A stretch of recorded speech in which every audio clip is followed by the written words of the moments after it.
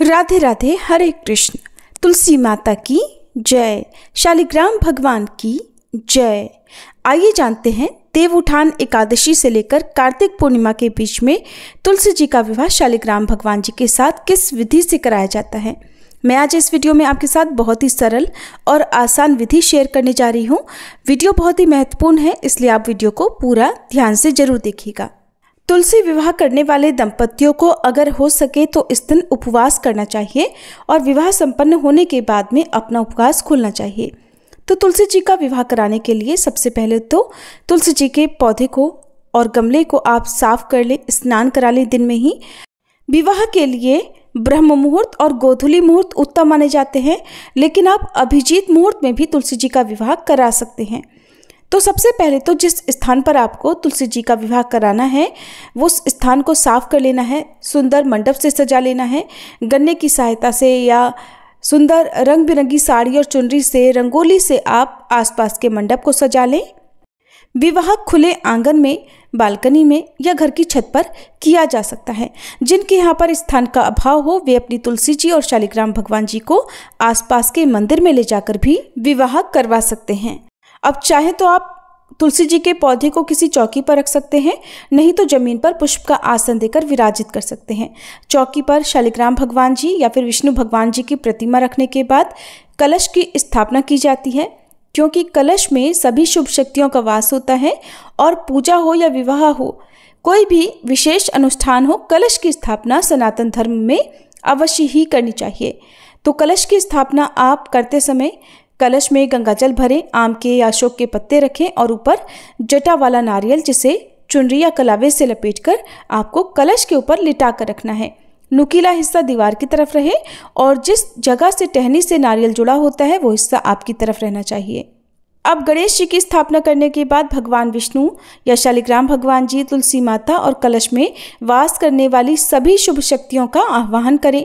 फिर तुलसी जी को लाल चुनरी अर्पित करें, पुष्पों की माला अर्पित करें, बिंदी लगाएं, चूड़ियाँ पहनाएं, उनके पत्तों पर थोड़ी थोड़ी मेहंदी लगाएं, काजल लगाएं और उनका श्रृंगार एक दुल्हन की तरह करें। विवाह कराते समय अग्नि प्रज्वलित करके फेरे भी कराए जाते हैं, लेकिन यहाँ पर हमने क्योंकि दीपक जलाकर रखा है तो दीपक को साक्षी मानकर ही हम तुलसी जी और शालिग्राम भगवान जी के फेरे करा सकते हैं।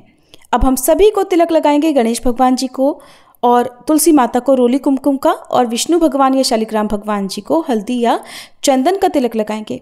फिर हल्दी की रस्म करते हुए हल्दी में कच्चा दूध मिलाकर शालिग्राम भगवान जी को और विष्णु भगवान जी यदि आपके पास है तो उन्हें तिलक लगाएंगे हल्दी का, यानी हल्दी की रस्म करेंगे, 5 या 7 बार हल्दी लगाएंगे और इसी तरह से तुलसी माता को भी हम हल्दी लगाएंगे। अब गणेश भगवान को और विष्णु भगवान जी को जनेऊ अर्पित करें, वस्त्र रूपी कलावा अर्पित करेंगे और इसी तरह से तुलसी माता को यदि आपने लाल चुनरी अभी तक नहीं अर्पित की है तो तुलसी माता को भी चुनरी चढ़ाएंगे।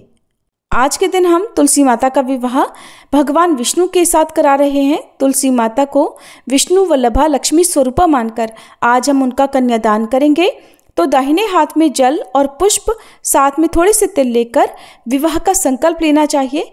आज के दिन अक्षत का प्रयोग नहीं करें, क्योंकि एकादशी के दिन तुलसी जी के विवाह में अक्षत का प्रयोग नहीं किया जाता है। तो इस प्रकार से आप कहें कि हे प्रभु, हे नारायण भगवान, आज मैं ये पूजा और तुलसी माता का विवाह अपने और अपने परिवार के कल्याण हेतु कर रही हूँ या कर रहा हूँ। हे प्रभु, हे तुलसी माता, इस सेवा को अपनी कृपा से स्वीकार करें। तुलसी माता के समक्ष भी आप इस प्रकार से कहें, हे तुलसी माता, आप सभी लोकों में पूजनीय हैं और पापों का नाश करने वाली हैं। मैं आपको बारंबार प्रणाम करती हूँ, कृपया मेरे दोष दूर करें और शुभ फल प्रदान करें। हाथ जोड़कर कलश को और दीपक को प्रणाम करें और इस प्रकार से भाव करें कि हे प्रज्वलित दीप, हे कलश में वास करने वाली सभी शुभ शक्तियों, आपको हमारा प्रणाम है। कृपा करें और हमारे इस विवाह में साक्षी बने। इसके बाद जो घर का मुखिया होता है, चाहे वो कोई स्त्री हो या पुरुष, वह तुलसी माता के समक्ष बैठकर तुलसी जी के गमले को हल्का सा अपनी हथेली से स्पर्श करके शालिग्राम जी की ओर समर्पित भाव से इस प्रकार से कहें, हे शालिग्राम भगवान या हे भगवान विष्णु, यह आपकी अपनी प्रिया भक्त तुलसी माता है। मैं इन्हें पूरी श्रद्धा के साथ आपको अर्पित करती हूँ। कृपा करके इस विवाह को स्वीकार करें और हमें धर्म, अर्थ, काम और मोक्ष प्रदान करें। कन्यादान करते समय अपने हाथ में कुछ दक्षिणा रखें, जिसे आप बाद में भगवान विष्णु के समक्ष अर्पित कर दें। अब हम वरमाला धारण कराएंगे और फेरों की तैयारी करेंगे। तो पीला पटका यहाँ पर पहनाया जाता है शालिग्राम भगवान जी को। लंबा पटका ना हो तो कलावे का प्रयोग कर सकते हैं, और जिसका एक सिरा तुलसी माता की चुनरी से बांधना होता है। पटके में साबुत सुपारी या साबुत हल्दी की गांठ, 1 का सिक्का, थोड़े पुष्प और सफ़ेद तिल बांधकर गांठ लगा दी जाती है। 3 बार गांठें लगाने के बाद हम उसी से गठबंधन करके शालिग्राम भगवान जी और तुलसी माता के फेरे करवाएंगे। ध्यान रखिएगा, जब तक विवाह नहीं होता है, फेरे नहीं होते हैं, तब तक तुलसी माता जो हैं वो भगवान विष्णु के दाहिनी तरफ विराजित रहती हैं, और जब फेरे संपन्न हो जाते हैं तो तुलसी माता को हम भगवान विष्णु के बाईं तरफ विराजित कर देंगे। अगर तुलसी माता को विराजित करना संभव ना हो तो हम भगवान विष्णु को ही तुलसी माता के दूसरी तरफ चौकी सहित विराजित कर देंगे। इस तरह से फेरे संपन्न होने के बाद तुलसी माता भगवान विष्णु के बाईं तरफ विराजित हो जाएंगी। शालिग्राम भगवान जी को और माता तुलसी जी को एक दूसरे से स्पर्श कराकर वरमाला धारण कराएं। फिर जिन्हें कोई भी मंत्र ना आता हो, वे केवल फेरे कराते समय हरे राम राम राम हरे हरे, हरे कृष्ण कृष्ण कृष्ण हरे हरे, या फिर ओम सुभद्राय नमः, ओम हरि वल्लभाय नमः, ओम नमो भगवते वासुदेवाय, ओम श्री विष्णवे नमः, इन महामंत्रों का उच्चारण करते रहें। फेरे करवाते समय घर के बाकी सदस्य या जो भी विवाह आयोजन में सम्मिलित हैं, वो सभी पुष्प वर्षा करते रहें, और फेरे संपन्न होने के बाद भगवान विष्णु से हल्का सा स्पर्श कराकर हम सिंदूर तुलसी माता को अर्पित कर देंगे। कोई भी सुहागिन महिला ये सिंदूर दान की रस्म कर सकती हैं। इसके बाद हम मंगलसूत्र भी भगवान विष्णु से स्पर्श कराकर तुलसी माता जी को धारण करा देंगे। अब अपने हाथ में कुछ दक्षिणा लेकर भगवान विष्णु से प्रार्थना करें कि हे भगवान विष्णु, हे शालिग्राम भगवान, आज हम पूर्ण वैवाहिक विधि के साथ में तुलसी माता को आपकी पत्नी के रूप में आपको ही समर्पित कर रहे हैं। अब आप तुलसी माता सहित वैकुंठ धाम को पधारिए। इसके बाद हम भगवान विष्णु को वह दक्षिणा न्यौछावर कर देंगे, उनके चरणों में रख देंगे। अब शालिग्राम भगवान जी तुलसी माता को फलों का, मिठाइयों का भोग अर्पित करें। आज के दिन आप साबूदाने की या लौकी की खीर का भोग लगा सकते हैं। खीर का भोग नहीं लगा रहे हो तो घर की बनी हुई शुद्ध मिठाइयों का भोग आपको लगाना है। और तुलसी माता और शालिग्राम भगवान जी को जो भी वस्त्र आप देना चाहते हो वो उन्हें भेंट स्वरूप दें। इसी तरह से 5 या 7 बर्तन कम से कम तुलसी माता को भेंट स्वरूप देने चाहिए, जिसका दान आपको बाद में कर देना होता है। आप इस दान को चाहे तो मंदिर में दे सकते हैं, वस्त्र हो, दक्षिणा हो, और बर्तन आदि जैसे हम कन्या की विदाई करते समय उन्हें भेंट स्वरूप, उपहार स्वरूप जो कुछ भी दान करते हैं वो उनके साथ में ही चला जाता है। अगर आप तुलसी माता की विदाई कर रहे हैं तो जहाँ भी तुलसी माता जाएंगी वहीं पर आपको ये सामग्री देनी चाहिए। और इसके अलावा आप इन सभी सामग्रियों का दान अपने परिवार में ही जिनको बायना देते आए हैं उनको भी दे सकते हैं, या फिर किसी निर्धन ऐसी कुंवारी कन्या जिसका विवाह तय हो गया हो उन्हें भी आप सामग्री का दान कर सकते हैं। इस मौसम में आपको जो भी ऋतुफल मिलते हैं, चाहे आंवला हो, सिंघाड़े या जो भी फल हो, गन्ना आदि, उसका भोग आप लगाएं। साथ में पान, सुपारी, इलायची भी शालिग्राम भगवान जी और तुलसी माता को अर्पित की जाती है।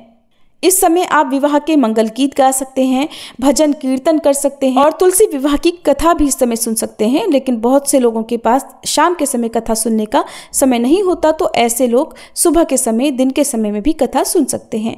अब अगर आपको कथा सुननी है तो हाथ में पुष्प लेकर आप कथा का श्रवण करें या खुद से पढ़ लें। अगर पंडित जी सुना रहे हो तो पंडित जी के माध्यम से भी आप कथा सुन सकते हैं।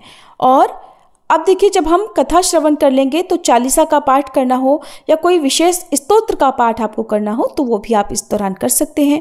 विवाह संपन्न होने के बाद सभी को चौकी के चारों ओर घूमकर परिक्रमा करनी चाहिए।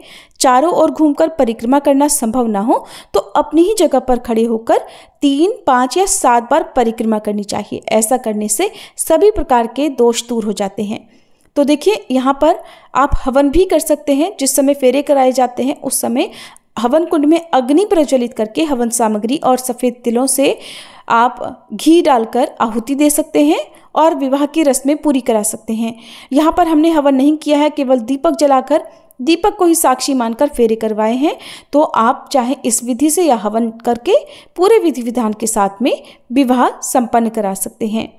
विवाह कराने के बाद जो चौकी है वो आपको उसी दिन नहीं हटानी होती है, बस आपको भोग प्रसाद जो भी आपने अर्पित किया है उसी को हटाना होता है, और जो भी दान की सामग्री है वो आप अगले दिन दान में दे सकते हैं। तुलसी माता को जो भी गहने श्रृंगार की सामग्री अर्पित की है उसे आशीर्वाद रूप में परिवार की कोई भी सदस्य महिला अपने लिए रख लें, कुछ का दान कर दें, और कुछ सामग्री को आप तुलसी माता की विदाई यदि कर रहे तो उनके साथ में ही दे देनी चाहिए। इस तरह से विवाह की सारी रस्में पूरी होने के बाद हम अलग से कपूर जलाकर आरती उतारेंगे शालिग्राम भगवान जी की, और तुलसी माता की आरती करके हम हाथ जोड़कर सच्चे मन से क्षमा याचना कर लेंगे, ताकि पूरे विधि विधान में, वैवाहिक रस्मों में यदि कुछ भी हमसे गलत हो गया हो, कुछ कमी अधिक हो गया हो, कोई भोग हमने समर्पित नहीं किया हो, या विधि विधान में कोई कमी रह गई हो, भाव में कोई कमी रह गई हो, तो उसका दोष हमको ना लगे। और इस तरह से तुलसी विवाह किया जाता है। तो ये थी आज की वीडियो। जानकारी आपको कैसी लगी कमेंट करके जरूर बताइएगा।